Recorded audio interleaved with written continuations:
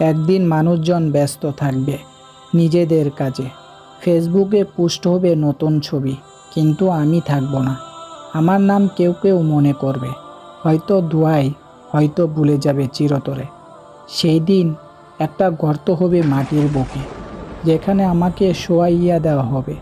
আমার প্রিয় জামা থাকবে না, ফোন থাকবে না, থাকবে শুধু আমার আমল, ভালো কিংবা মন্দ।